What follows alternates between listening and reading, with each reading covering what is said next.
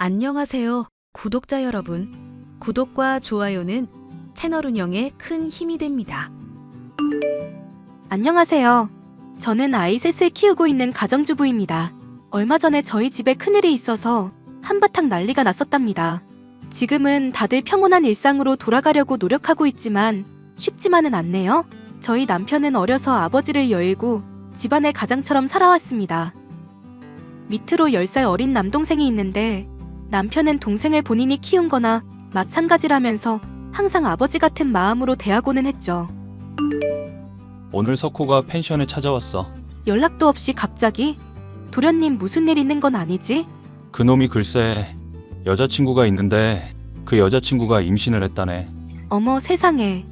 석호 도련님한테 여자친구가 있는 것도 몰랐는데 심지어 임신을 했다니. 여자친구랑 결혼하겠다고 나보고 좀 도와달래. 나중에 경제적으로 안정되면 꼭 갚겠다네. 도련님은 모르시는구나.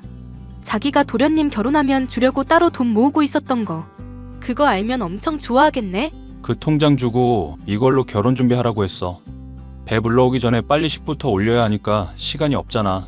잘했어. 자기가 도련님 생각하는 마음 하나는 정말 끔찍하다니까? 도련님은 좋겠네. 이렇게 든든한 형이 있어서. 아참, 그런데 도련님 여자친구는 어떤 분이래? 석호가 중국 무역회사에 다니잖아. 출장으로 중국 갔다가 만난 한국 여자인가 봐. 중국에 있는 한인업체에서 일하는 직원인데 임신했으니 퇴사하고 한국 들어올 계획인가 봐. 어떤 사람인지 얼른 만나보고 싶다. 우리 애들한테도 곧 사촌동생 생길 거라고 말해줘야겠어. 애들이 진짜 좋아하겠다. 도련님은 소위 말하는 혼전 임신으로 결혼을 하게 되었습니다. 저희에게는 연애 중이라는 말도 하지 않았었는데 갑작스러운 임신 소식을 듣게 되어서 저도 남편도 매우 놀랐었죠.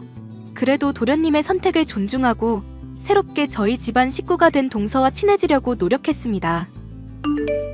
동서, 우리 집에 안 쓰는 장난감들 있는데 가져다 줄게.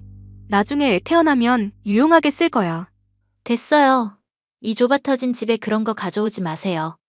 안 그래도 좁아서 숨 쉴 공간도 없는데 그런 낡은 물건 들여놓으면 더 답답해져요. 그래도 이거 꽤 괜찮은 거야. 애 키우는 집에는 이거 다 갖고 있는 국민 육아템이라고. 싫다고요. 형님네는 넓으니까 거기에 갖고 계세요. 쥐구멍 같은 저희 집에는 아무것도 안 놓을 거예요. 동서, 급하게 구한 집이라 맘에 안 드는 건 알겠지만 그래도 곧 애가 태어날 건데 출산이랑 육아 준비는 해야 하는 거잖아. 형님, 말씀은 바로 하셔야죠. 급하게 구하느라 이렇게 된 게 아니라요. 돈이 없어서 이딴 집에 들어와 살게 된 거예요. 그래, 동서 마음이 속상한 건 알겠어. 형님이 뭘 안다고 그래요? 아무튼 쓸데없는 거 준다고 오지랖 부리지 좀 마세요. 동서는 결혼 생활이 불만족스러운 듯 보였습니다. 그래도 서방님과는 잘 지내려고 노력하는 것 같았고 저희는 동서에게 힘이 되어주기 위해 다방면으로 애썼습니다. 형님, 저 취직 자리 좀 알아봐 주세요. 동서 아직 아이도 안 태어났는데 취직이라니? 그 몸으로 일하려고 하는 거야? 애 낳고 2~3달만 쉬다가 바로 일 나가려고요. 저는 도저히 좀이 쑤셔서 집에 있을 수가 없어요. 그럼 아이는 어떡하고? 동서 친정도 멀어서 도움 못 받는다고 했잖아. 돈 주고 이모님 1명 부르면 되겠죠. 서방님도 동의한 거야? 베이비시터가 아이 키우고 동서는 취직하기로 한 부분 말야. 아이를 어떻게 키우던 제 맘이죠. 그런 것까지 일일이 남편한테 허락받고 살아야 해요? 형님, 진짜 꼰대다. 아이 양육 문제는 부부가 같이 상의하는 게 맞는 거야. 임신도 내가 하고 아이도 내가 낳을 건데 어떻게 키우든지 남편이 뭔 상관이에요.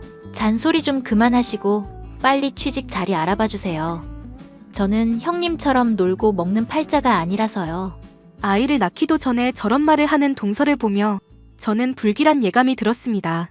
혹시나 부부 사이가 안 좋거나 동선의 경제 사정이 안 좋아서 아이를 낳자마자 맞벌이를 해야만 하는 건 아닐까 별의별 생각을 다 했습니다. 여보, 서방님한테 물어봤어? 왜 갑자기 동서가 애 낳고 일을 구하겠다고 하는 거래? 석호 말로는 재수씨가 원래 외향적이고 활달한 성격이래. 집에 있으면 병나고 나가서 사람 만나고 일을 해야 에너지를 얻는 사람이라서 아이 낳고 나서 바로 일을 하고 싶은가 봐. 그럼 정말 다행이다. 내가 얼마나 걱정했는데. 그런데 어디에서 일자리를 찾지? 동서 지금 임신 중이라 면접 보기도 쉽지 않을 텐데. 그건 나한테 맡겨. 내 친한 친구가 중국어 교육 사업하잖아. 마침 동서도 중국에서 일한 적이 있고 중국어도 잘하고 그쪽으로 취직 자리 구할 수 있는지 한번 알아볼게. 여보, 친구가 동서 이야기 듣더니 한번 만나보고 싶다고 하거든. 그 대신 조건이 있어. 나 통해서 소개받았다고 하지는 말아달래. 아무래도 서로 연결되어 있다는 걸 알면 껄끄러워질 수 있으니까. 그럼 내가 인터넷으로 알아보다가 이런 업체에서 중국어 관련 직원을 구하는 걸 알게 됐다는 식으로 둘러댈게. 그렇게 동서는 저희 베프가 운영하는 중국어 교육회사에 취직하게 되었습니다. 동서는 씩씩한 남자아이를 낳았고 얼마간의 산후조리를 마친 후 바로 직장으로 향했습니다. 형님, 이번 주말에 우리 준영이 좀 봐주세요. 주말에 무슨 일 있어? 주말에라도 부모가 아이랑 같이 시간 보내는 게 좋을 텐데. 저도 그러고 싶은데요. 회사 워크숍이 있어서요. 회사 워크숍? 그런 건 미리 얘기하고 빠질 수도 있는 거잖아. 형님이 회사 생활이 어떤 건지 알기는 하세요? 그게 제 맘대로 빠질 수 있는 게 아니라고요. 아무리 그래도 아이가 어리면 회사가 배려를 해줄 텐데. 아이 있다고 해서 제 생활 달라지는 거 원치 않거든요. 저한테는 제 인생이 제일 중요해요.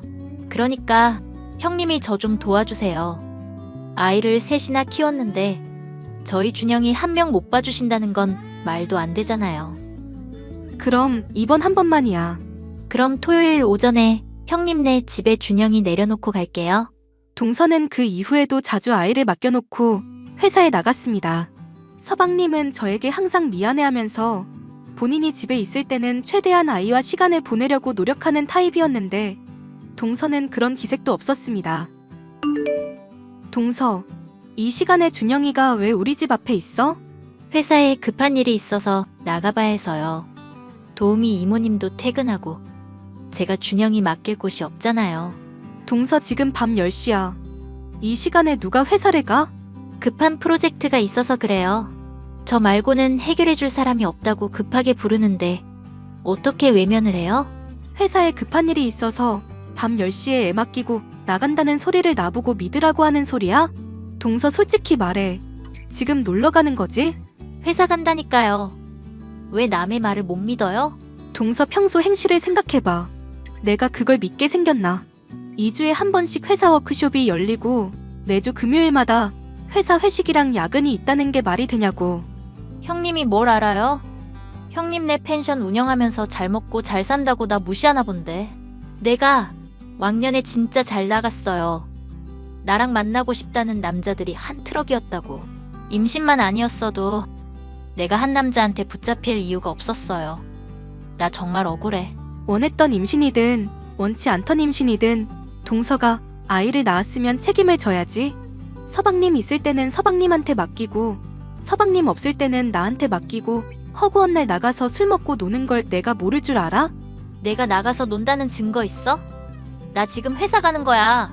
그럼 30분 후에 회사 사무실 배경으로 사진 찍어서 보내줘. 안 그럼 나도 준영이 맡아줄 수 없어. 형님이 뭔데 나한테 명령질이에요? 나가서 돈 벌어본 적도 없고 밥벌이의 고단함도 모르는 형님 같은 사람이랑은 아예 대화가 안 통해. 동서가 다니는 회사는 제 친구의 회사였기에 동서가 항상 핑계대는 회사 워크숍과 회식 그리고 야근이 거짓말이라는 걸 진즉 알고 있었습니다.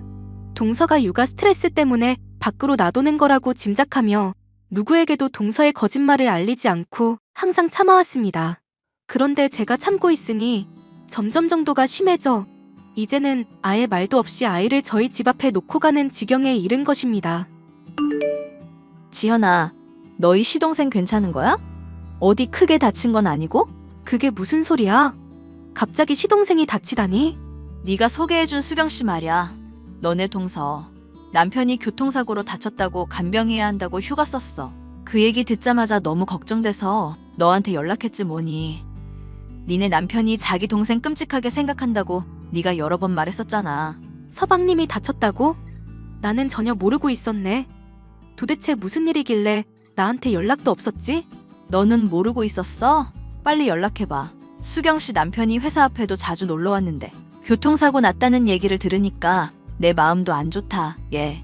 그건 또 무슨 말이야? 서방님이 회사 앞에 자주 갔었어? 우리 직원들이 수경 씨네 부부 사이 좋아 보인다고 얼마나 부러워하는데. 수경 씨도 키가 큰 편인데 남편분인 키가 어찌나 큰지 멀리서도 눈에 띈다니까. 아, 그렇구나. 일단 내가 나중에 다시 연락할게. 서방님이 동선의 회사 앞에 찾아간다는 얘기는 금시초문이었습니다. 게다가 서방님은 키가 크지 않아서 동서와 비슷한 정도였습니다. 동선의 회사에 찾아온다는 키 큰 그 남자는 도대체 누군지, 서방님이 사고를 당했다는 말은 또 뭔지 제 머릿속은 너무 혼란스러웠습니다. 서방님, 지금 어디예요? 집에서 준영이랑 놀고 있죠. 병원이 아니라 집에 있어요? 병원이요? 누구 아픈 사람 있어요? 아니, 그런 건 아니고요. 그냥 그 꿈자리가 뒤숭숭해서 서방님한테 별일 없나 궁금해서 그랬어요. 에이, 저는 3일 동안 집에 콕 박혀 있을 거라 별일 없을 거예요. 그게 무슨 말이에요? 수경이 아주 친한 친구가 중국에서 결혼식을 한대요. 거기 다녀오고 싶다고 해서 갔다 오라고 했어요. 제가 연차 쓰고 준영이 보는 중이에요. 그래요? 동서 지금 어디 있는지는 모르고요? 아침에 신나서 캐리어 끌고 나갔는데 지금쯤 비행기 안에 있겠네요. 알겠어요. 그럼 쉬세요. 저는 동서가 무슨 생각을 하고 사는지 알 수가 없어서 동서가 돌아오는 날 집 앞에서 기다리기로 했습니다. 검은색 자동차가 아파트 단지로 들어왔고 거기에서 내린 사람은 동서와 키 큰 어떤 남자였습니다. 두 사람은 길게 포옹하더니 이내 손을 흔들고 남자는 차 안으로, 동서는 집으로 들어갔습니다. 동서, 여행 잘 다녀왔어? 아직 아이도 어린데 여기저기 맡겨놓고 잘도 놀러 다니네? 형님은 애가 셋이라 못 놀아서 억울한가 보죠? 그럼 형님도 놀러 다니세요. 나도 자주 놀러 다녀. 다만 동서처럼 그런 식으로 다니지는 못할 뿐이지. 제가 뭐가 어때서요? 준영이 안 데리고 혼자 다니는 게 그렇게 이상해요? 제 눈에는 형님이 더 이상해요. 내가 뭐가 이상한데? 맨날 남편이랑 애한테만 붙들려서 살잖아요. 형님을 보면 여자라는 생각이 안 들고 아줌마만 보인다니까요. 애 셋 낳고 늘어진 백가죽 좀 보세요. 이런 말씀 좀 그렇지만 솔직히 돼지고기 비계 같고 역겹다니까요. 내가 아줌마 같고 뱃살 많아서 역겹다고? 내 눈에는 동서가 더 역겨워. 형님은 저한테 그런 말 할 자격 없어요. 저는요, 남편한테 안 기대고 애 낳자마자 바로 일하고 돈 벌면서 가정경제에 보탬이 되었다고요. 그에 반해 형님은 애 낳고 집에서 맨날 놀고 먹었잖아요. 안 쪽팔리세요? 애 낳고 집에서 노는 건 쪽팔리면서 배우자 놔두고 바람 피는 건 부끄러운 일이라고 생각 안 하나 보지? 뭐라고요? 동서가 다른 남자랑 여행 다녀온 거 다 알아. 우연히 집 앞에서 봤어. 내 눈으로 똑똑히 본 거니까 발뺌할 생각하지 마. 아, 뭐야. 나 들켰네. 할 수 없지 뭐. 그냥 이혼해야겠어요. 그게 다야? 미안하다거나 다시는 그러지 않겠다는 말도 안 하는 거야? 지루한 남자랑 사는 거 질렸어요. 어차피 헤어지고 싶었는데 잘 됐네. 형님이 제 남편한테 말해주세요. 나 다른 남자 만나니까 제발 나랑 이혼해달라고. 동서는 바람핀 주제에 뭐가 그렇게 당당해? 제가 아까부터 말씀드렸잖아요. 저는 형님이랑 다르다고요. 저는 엄연한 직장인이에요. 이혼하고 남편 수입 없어져도 별 타격 없어요. 그 회사가 그렇게 든든해? 그런데 어쩌나 내일부로 회사에서도 잘릴 건데. 네? 그 회사 대표 있지? 심하영. 그 친구가 내 동창이자 베프야. 동서가 하도 일하고 싶다고 난리치길래 내가 소개해준 건데 어쩌나? 남편도 잃고 직장도 잃게 되어서. 설마 대표님이 저 자르신대요? 동서가 어떤 사람인지 낱낱이 이야기했어. 그랬더니 그런 사람은 자기 회사에 필요 없다면서 단칼에 너 내쫓는다더라. 동서가 한 거짓말을 모아보면 권고사직 사유는 충분하다면서. 안 돼요, 제발. 다른 건 다 필요 없어요. 그래도 일은 하게 해주세요. 저한테는 직장이 전부란 말이에요. 맨날 그러길래 난 또 일은 엄청 열심히 하는 줄 알았어. 그런데 내 친구 말로는 업무 능력도 현저히 떨어진다던데. 동서가 이렇게 사건 사고 일으키고 제 발로 나가주니 오히려 고마울 지경이래. 안 된다고요. 제가 이렇게 빌게요. 회사만은 다니게 해주세요. 아니면 다른 곳이라도 소개해 주시던지요. 우리 가족 사람도 아닌 동서한테 도대체 왜? 동서는 동서 인생 사는 게 좋다고 했지? 그럼 다른 사람 인생에 패 끼치지 말고 동서 인생 살아. 지금까지 동서가 한 짓은 민폐 덩어리 그 자체니까. 형님, 제발요. 저는 남편과 서방님에게 동서의 행각을 모두 알렸고 온 집안이 발칵 뒤집어졌습니다. 아이에 대한 유전자 검사까지 이뤄졌는데 다행히 준영이는 서방님의 아이로 밝혀졌습니다.